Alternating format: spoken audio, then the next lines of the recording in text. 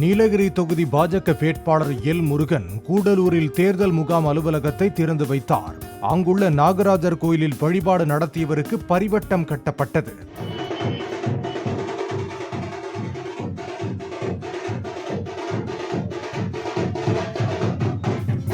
அரூர் சுற்றுவட்டார பகுதிகளில் பிரச்சாரம் மேற்கொண்ட தர்மபுரி தொகுதி பாமக வேட்பாளர் சௌமியா அன்புமணி ஆஞ்சநேயர் கோவிலில் சாமி கும்பிட்டு தனது பிரச்சாரத்தை துவக்கினார். சுகாதாரத்துறையில் பல்வேறு நல்ல திட்டங்களை கொண்டு வந்தவர் அன்புமணி ராமதாஸ் என்று கூறி அவர் வாக்கு சேகரித்தார். கர்ப்பிணி பெண்களுக்கு கூட சேர்ந்து இருக்கவங்களுக்கு பால் ரொட்டி எல்லாம் கொடுக்கறாங்களா, அந்த திட்டத்தையும் மருத்துவர் அன்புமணி தான் கொண்டு வந்தார். ஏன்னா டெலிவரி பாத்துக்கிற பொண்ணு எங்கேயாவது தனியாவா பாத்துக்கும், கூட ஒரு அம்மா வருவாங்க, இல்ல மாமியார் வருவாங்க, அக்கா வருவாங்க. கன்னியாகுமரி மக்களவை தொகுதி காங்கிரஸ் வேட்பாளர் விஜய் வசந்த் நாகர்கோவில் வடசேரி சக்தி கார்டன் பகுதியில் வாக்கு சேகரிக்க சென்ற போது சிறுவர்களுடன் கிரிக்கெட் விளையாடினார். சீன பட்டாசுகள் ஊடுருவலால் சிவகாசியில் வேலை இழக்கும் தொழிலாளர்கள் குறித்து நாடாளுமன்றத்தில் குரல் கொடுப்பேன் என்று விருதுநகரில் தேமுதிக வேட்பாளரும் விஜயகாந்தின் மகனுமான விஜய் பிரபாகரன் கூறினார். சைனா பட்டாசுல உள்ளே வருது, அதனால இங்கே இருக்க தொழிலாளிகளுக்கு முன்ன மாதிரி வேலை வாய்ப்பு இல்லை, இந்த மாதிரி நிறைய பிரச்சனைகள் சொல்லுவாங்க. அது எல்லாமே என்னவோ பாராளுமன்றத்தில் போய் எங்களோட குறைகளை தீர்த்து வைப்போம். விருதுநகர் மாவட்டம் சாத்தூர் முக்குராந்தல் பகுதியில் நாம் தமிழர் கட்சி வேட்பாளர் கௌஷிக்கை ஆதரித்து அக்கட்சியின் தலைமை ஒருங்கிணைப்பாளர் சீமான் பரப்புரை மேற்கொண்டார். மக்களுக்கு சேவையாற்ற வானத்தில் இருந்து யாரும் ரட்சிக்கப்படுவது இல்லை என்றும் மக்களில் ஒருவரான தங்கள் கட்சி வேட்பாளரை தேர்வு செய்யுமாறும் அவர் கேட்டுக்கொண்டார்.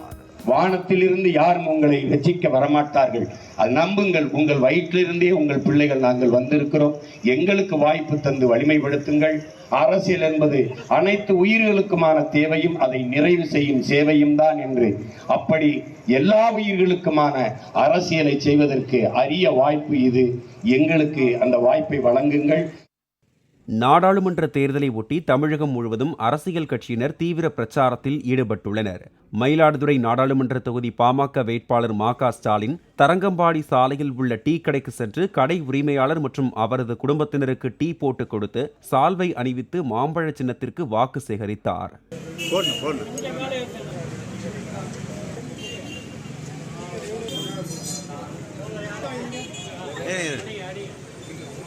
விழுப்புரம் தொகுதி திமுக வேட்பாளர் தரணிவேந்தனை ஆதரித்து வெள்ளிமேடுபேட்டையில் பிரச்சாரம் மேற்கொண்ட அமைச்சர் செஞ்சி மஸ்தான் டீ கடையில் டீ போட்டும் போண்டா போட்டும் வாக்கு சேகரித்தார்.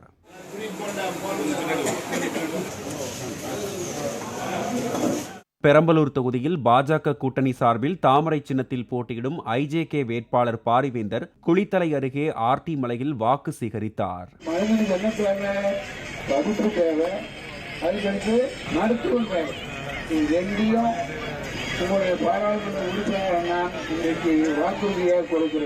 திமுக கூட்டணி சார்பில் போட்டியிடும் மதுரை தொகுதி சிபிஎம் வேட்பாளர் சு வெங்கடேசன் கோரிப்பாளையம் பகுதியில் வாக்கு சேகரித்தார்.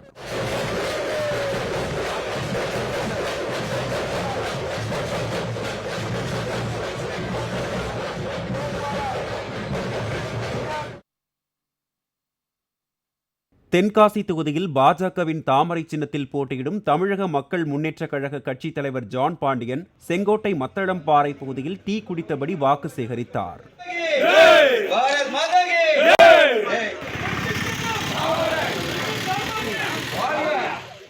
மத்திய அரசின் திட்டங்களை விளக்கும் துண்டு பிரசுரங்களை வழங்கி மதுரை பாஜக வேட்பாளர் ராமசீனிவாசன் கீரைத்துறை பகுதியில் பிரச்சாரம் மேற்கொண்டார்.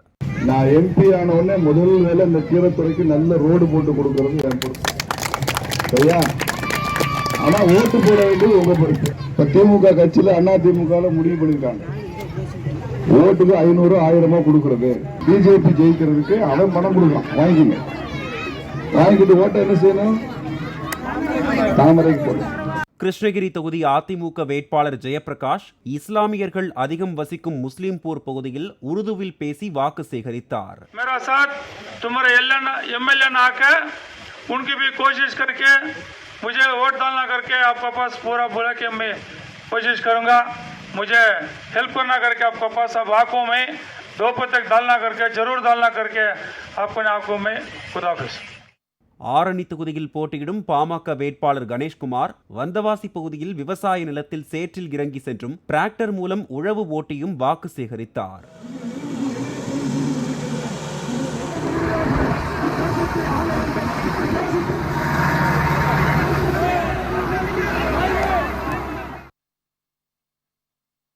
வடசென்னை தொகுதியில் போட்டியிடும் அதிமுக வேட்பாளர் ராயபுரம் மனோ, வடக்கு வாழ்கிறது தெற்கு தேய்கிறது என்று வழக்கமாக கூறுவதற்கு மாறாக சென்னையில் தெற்கு வாழ்கிறது வடக்கு தேய்கிறது என்றார்.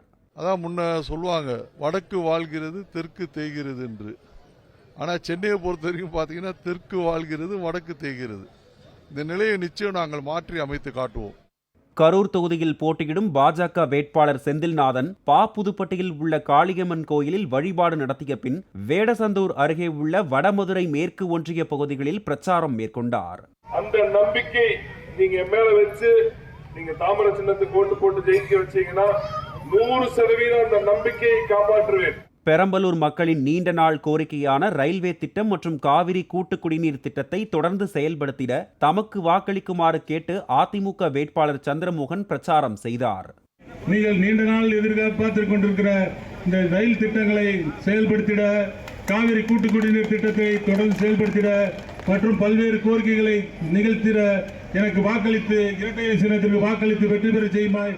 ராமநாதபுரம் தொகுதிக்குட்பட்ட நம்புத்தாளையில் திமுக கூட்டணி வேட்பாளர் இந்திய யூனியன் முஸ்லீம் லீக் கட்சியின் நவாஸ்கனி பிரச்சாரத்தில் ஈடுபட்டபோது மாவட்டத்தில் நிலவும் குடிநீர் பிரச்சினைக்கு நிரந்தர தீர்வு காண கோரி பெண்கள் சிலர் கூச்சலிட்டனர்.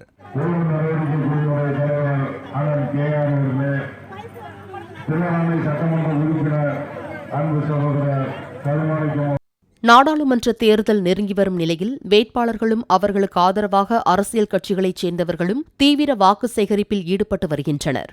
கரூர் நாடாளுமன்ற தொகுதி காங்கிரஸ் வேட்பாளர் ஜோதிமணி கிருஷ்ணராயபுரம் சட்டமன்ற தொகுதிக்குட்பட்ட கிராமங்களில் வீதி வீதியாக சென்று வாக்கு சேகரித்தார்.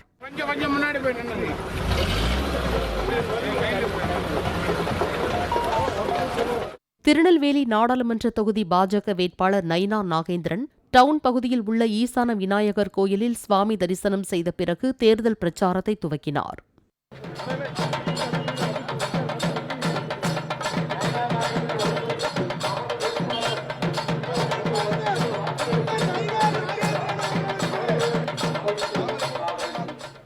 கள்ளக்குறிச்சி நாடாளுமன்ற தொகுதி அதிமுக வேட்பாளர் குமரகுரு தலைவாசல் பகுதியில் தீவிர வாக்கு சேகரிப்பில் ஈடுபட்டார்.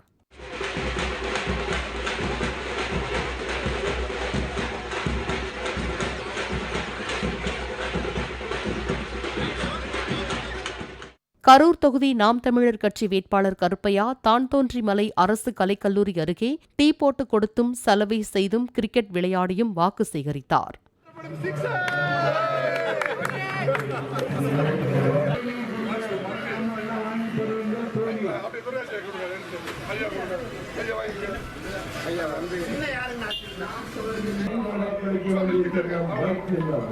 ஐயா